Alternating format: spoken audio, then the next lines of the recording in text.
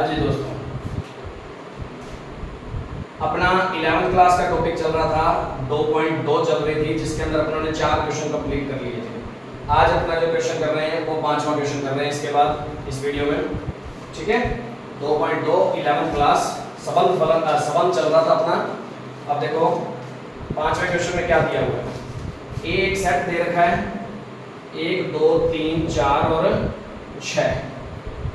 ठीक है, और मान लीजिए कि R A पर ये मतलब A से A पर ये सब। ठीक है, तो R क्या दे रखा है, A पर ही दे रखा है, A सेट पर ही A पर इस रूप में दे रखा है। तो अब की बार AP नहीं है और सॉरी XY नहीं है, किस रूप में है, AP के रूप में है। और जहां A और B किस में बिलोंग कर रहे हैं, A में बिलोंग कर रहे हैं। और कंडीशन क्या है, संबंध क्या है, संख्या A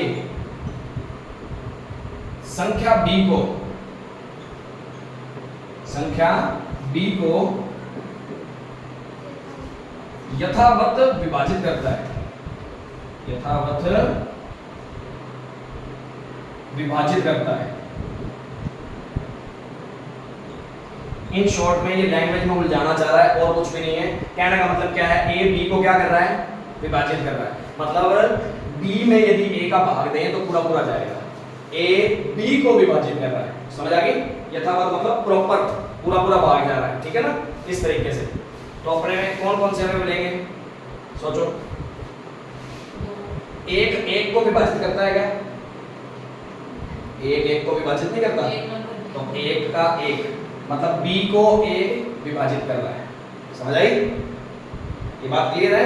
अब ये मत सोचना A और B तो सब दो अलग अलग है, अलग अलग नहीं, सारे एलिमेंट लेने हैं, कोई भी एलिमेंट हो सकता है अपना। ठीक है ना, तो अपने को तो उस टाइप के एलिमेंट लेने हैं जो संख्या ये इसको विभाजित कर रही हो, दूसरी संख्या को विभाजित कर रही हो। ठीक है, तो एक किसको विभाजित करता है, 2 को भी करता है ना, तो 2 A से विभाजित है। इसका मतलब एक 3 को भी करेगा, एक 4 को भी करेगा, एक 5 को भी करेगा, सॉरी 5 तो है ही नहीं, एक 6 को करेगा, तो एक तो सभी को करेगा। अब 2 से देखते हैं, 2 किसको करेगा, 2 को करेगा, 2 4 को भी करेगा, 2 6 को करेगा।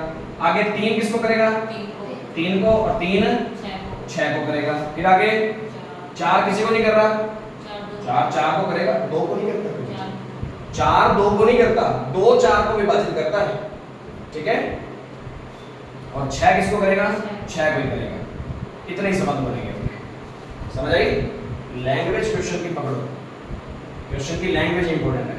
पहला अवयव कहने का मतलब क्या है, पहला अवयव दूसरे अवयव को क्या कर रहा है, विभाजित कर रहा है। ऐसे अवयव लेने हैं अपने को। तो पहला पहले 1 ले लिया, दूसरा भी मैंने 1 ही ले लिया, क्योंकि A से A पे ही डिफाइंड है, तो दूसरा A सेट ऐसे लिख लो चाहे इस तरीके से बना के, यदि कंफ्यूजन रहती है तो ऐसे 1 2 3 4 5 और 5 तो है नहीं 6, 1 2 3 4 और 6।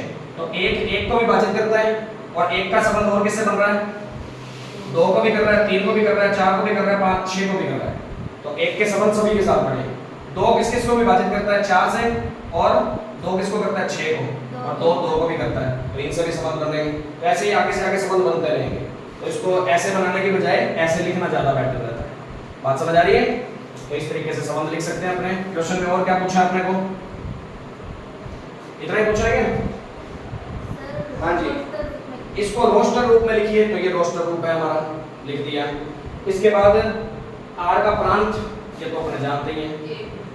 प्रांत क्या होता है हमारा, पहला अवयव जो है 1 2 3 और 4 ये, और 6 भी है, मतलब पूरा का पूरा सेट ही हो गया। 1 2 3 4 और 6। परिसर में कौन कौन आया है, 1 भी आया, 2 भी आया, 3 भी आया, 4 भी आया, 6 भी आया, तो सारे आए हैं। समझ आ रही है बात। तो इस तरीके से प्रांत और परिसर भी निकाल सकते हैं। तो मेरे को लगता है इस बात में कोई प्रॉब्लम नहीं हुई होगी। क्लियर है।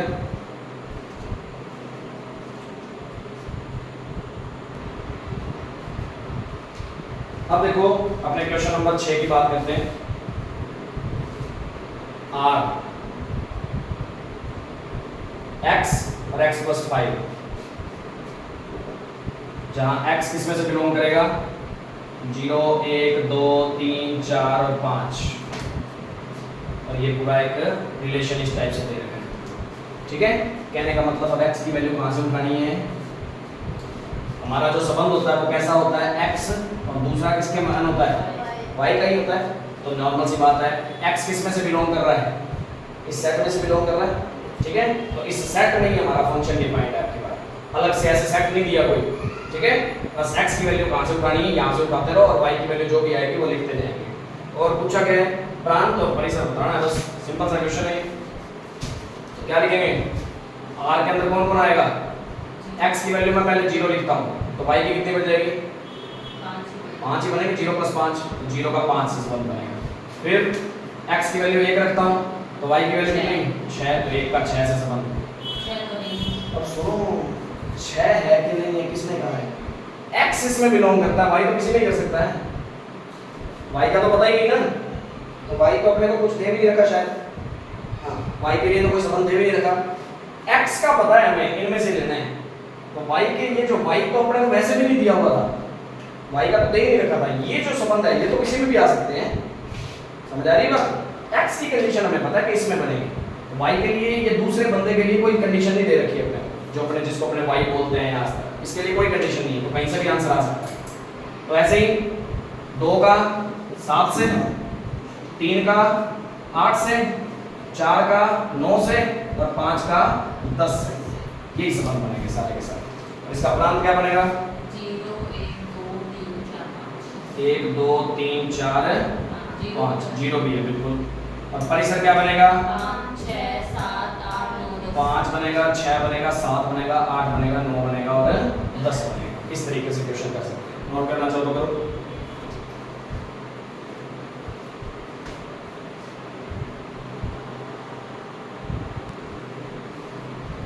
अब अपने बात करते हैं 7th क्वेश्चन की। अभी तक अपना 6 क्वेश्चन हो गए, 2.2 का 7th क्वेश्चन अपने बात करते हैं। इसमें संबंध दे रखा है r, किस तरीके से दे रखा है x, x की क्यूब, मतलब x का x और y की जगह पे आपके पास कौन है x की क्यूब है, मतलब वो क्यूब वाले बंदे लेंगे अपने, ठीक है। और कंडीशन क्या है, x संख्या 10 से कम एक अभाज्य संख्या है।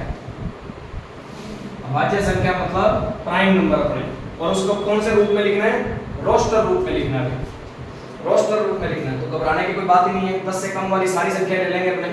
और अभाज्य संख्या बोली उसने, अभाज्य संख्याएं, ठीक है। अभाज्य संख्याएं कौन कौन सी होती हैं, एक होता है क्या कभी अभाज्य में, 2 से स्टार्ट होता है हमेशा, एक कभी भी अभाज्य भी नहीं होता, एक ना ही भाज्य होता, ठीक है। 2 से स्टार्ट होगी। तो x का मान यदि 2 रखता हूं तो किसका संबंध बनाएगी, 2 का क्यूब कितना हो जाता है 8, वेरी गुड। फिर 3 का संबंध, 3 की क्यूब 27। फिर 4 नहीं लेना, 4 अभाज्य नहीं है, ठीक है। 5 लेंगे, 5 का क्यूब कितना 125। 6 नहीं लेना, 6 अभाज्य नहीं होता। अभाज्य वही संख्या होती है जो सिर्फ खुद के पाड़े में आती है, ठीक है, और किसी के पाड़े में नहीं आती। खुद के पाड़े में या एक के पाड़े में बोलते हैं तो भी एक ही बात है। ऐसे ही 7 का 343, 9 होती नहीं, 9 तो 3 के पाड़े में आता है, तो अभाज्य होगा नहीं, तो ऐसी और कोई संख्या है ही नहीं। 10 से कम ये 3 ही है, 4 2 3 5 7, ठीक है। तो बस यही अपने संबंध बनेंगे। अब इनका रोस्टर रूप भी लिखना था सिर्फ, तो रोस्टर रूप मैंने लिख के दिखा दिया। समझ आ रही बात, आगे करवाएं, इकट्ठा ही नोट कर लेना एक बार, देख लो 8वां क्वेश्चन देख लो थोड़ा सा। मान लीजिए ए सेट है x y और z, और b सेट है हमारा 1 और 2, ठीक है। a से b में संबंधों की संख्या ज्ञात करो, कितने संबंध बना सकते हो इसमें। तो a से b में कितने संबंध बना सकते हैं, आंसर सारे क्या है, अब कोई कंडीशन तो है नहीं कैसा संबंध बनाना है। तो x का किससे संबंध बन सकता है, x का, y का, z का 1 से, z का 2 से, इस तरीके से अपने संबंध बना सकते हैं, 6 बनेंगे। और संबंधों की संख्या का मतलब क्या है, आंसर यदि क्रमिक युग्म में आ रहा है तो क्रमिक युग्म किसका आंसर निकालता होता है, इनके क्रॉस का। और क्रॉस तो अपने लास्ट वीडियो में करना सीखा भी था, क्रमिक गुणन बोलते हैं इसको, कार्तीय गुणन सॉरी, ठीक है। क्रमिक युग्म जब भी आंसर बनते हैं वो गुणन में बनते हैं। तो गुणन में कितने आंसर बनते हैं, जितने सेट के अंदर एलिमेंट है, इसमें 3, इसमें 2, 3 दूनी 6 एलिमेंट बनेंगे, मतलब कहने का। इस इसके रिलेशन जितने भी बन सकते हैं बना के लिख दो। x का 1 से, x का 2 से, फिर y का 1 से, y का 2 से, z का 1 से, z का 2 से। इस तरीके से अपने रिलेशन बना के लिख सकते हैं। कोई प्रॉब्लम तो नहीं? तो 6 रिलेशन बनेंगे, वो ऐसे बनाए जा सकते हैं। अब कोई रिलेशन में पर्टिकुलर लाइन तो नहीं दे रखी कि ऐसे लेने, ये वाला इसके साथ कोई संबंधित है, संबंधित तो नहीं दे रखा, ये रिलेशन यही बन सकते हैं। समझ आ गई? अब ऐसे ही 9वां क्वेश्चन भी हाथों हाथ देख लो, फिर कहते हैं नोट करना सारा। अब बात करते हैं 9वें क्वेश्चन में। अपना लास्ट क्वेश्चन है 2.2 का। मान लीजिए r z पर, z मतलब पूर्णांक, r एक संबंध है जो z पर परिभाषित दे रखा है। z कौन होता है? पूर्णांकों का समुच्चय, -∞ से लेके -1 0 -2 1 2 3 पूरी संख्याएं आती है इसके अंदर। -∞ से लेके +∞ तक चलते हैं इसके अंदर। ठीक है, z पर एक संबंध दे रखा है, किस तरीके का?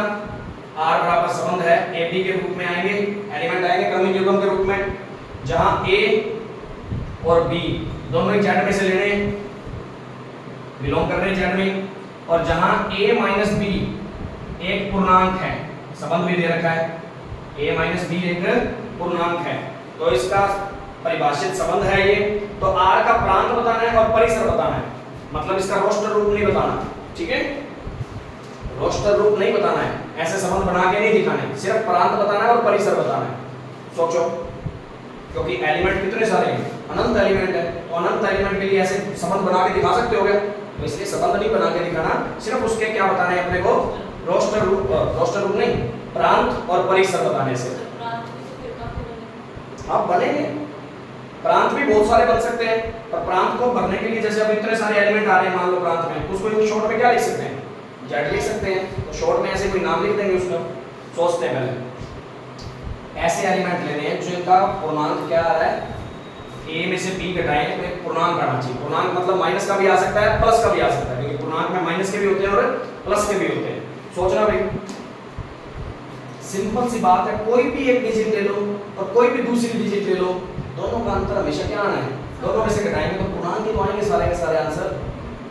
0 को 0 में से घटाते हैं तो भी 0, 1 का 0 1 का 1 में से घटाते हैं तो भी 0, 2 का 2 में से घटाते हैं तो भी 0, 3 का 3 में से, तो प्रांत के अंदर तो सारे एलिमेंट ही आएंगे, क्योंकि कोई भी एलिमेंट उठा लो और दूसरा भी कोई भी एलिमेंट उठा लो, दोनों को घटाएंगे तो क्या आएगा?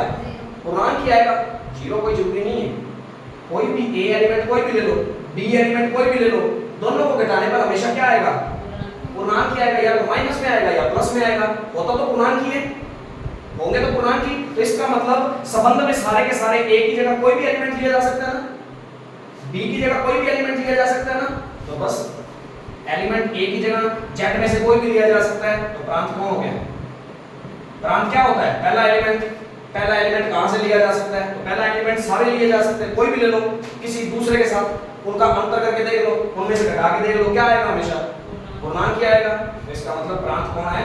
z का z है, क्योंकि z में से कोई भी एलिमेंट लिया जा सकता है। बात समझ आ रही है? और आंसर भी किसमें से आएगा? आंसर भी इन्हीं में से आएगा, कहीं ना कहीं कोई तो आएगा ही, वो भी सारा का सारा क्या आएगा? z में से ही आएगा, पूर्णांक ही आएगा। समझ आ गई बात? तो इस तरीके से प्रांत और परिसर दोनों ही कौन है? z है, ये बात ध्यान रखना। अब इसको नोट कर सकते हो। बाकी वीडियो अच्छी लगी हो तो ज़्यादा से ज़्यादा वीडियो को लाइक करें, ज़्यादा से ज़्यादा अपने दोस्तों के साथ शेयर करें, और कोई भी प्रॉब्लम लगी हो तो आप कमेंट बॉक्स में बता सकते हैं। चैनल को ज़्यादा से ज़्यादा सब्सक्राइब करवाएं, और बहुत बहुत धन्यवाद आप सभी का कि आप इस वीडियो को इतना देख रहे हैं। ठीक है, और कोई भी प्रॉब्लम लगे तो आप कमेंट बॉक्स में बता सकते हैं। ये 2.2 11th क्लास की कंप्लीट हो गई है। इससे रिलेटेड एग्जाम्पल करोगे और इन्हीं को दोबारा प्रैक्टिस करोगे, क्योंकि प्रैक्टिस सबसे इंपॉर्टेंट बात है। ये चीजें सारी प्रैक्टिस पे डिपेंड है। ये चीज सारी समझ आएगी तब अपने 12वीं के चैप्टर फर्स्ट के बारे में बात कर पाएंगे। कभी 12th क्लास का फर्स्ट चैप्टर जो है ना, वो इसी का आगे वाला पार्ट है, तो उसके पहले ये वाली सारी नॉलेज तुम्हें होनी चाहिए। ये तुम्हारा बेस है उससे रिलेटेड। ठीक है, थैंक यू।